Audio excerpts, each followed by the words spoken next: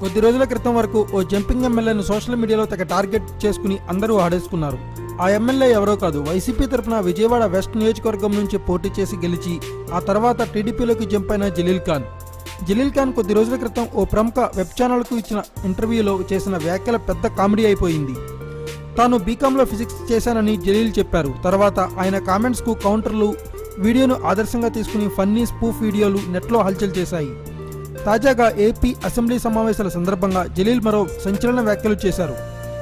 ఎన్నికలు ఎప్పుడు వచ్చినా తనకు అసలు భయం లేదని అన్న ఆయన, తాను ఎన్నికల్లో ఎప్పుడు పోటీ చేసినా గెలుస్తానని, తాను పోటీ చేస్తే జనసేన అధినేత సినీ నటుడు పవన్ కళ్యాణ్ మీద పోటీ చేసినా కూడా తాను 10 ఓట్ల మెజారిటీతో గెలుస్తానని ధీమా వ్యక్తం చేశారు.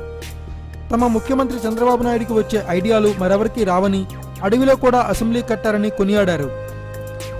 ఇక తాము కేంద్రంలో బీజేపీ ప్రభుత్వంతో కూడా ఉండాల్సిన అవసరం లేదని, చంద్రబాబు ముందు మోడీ కూడా సరిపోడని ఆయన తేల్చి చెప్పేశారు.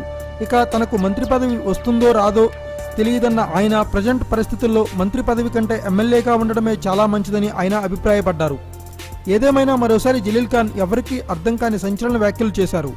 పవన్ మీద గెలుస్తానని చెప్పడంతో పాటు మంత్రి పదవి రాదని తెలిసి మంత్రి పదవి కంటే ఎమ్మెల్యేనే బెటర్ అన్నారా అన్నది ఎవరికీ అర్థం కావడం లేదు. Thanks for watching. Please subscribe our channel.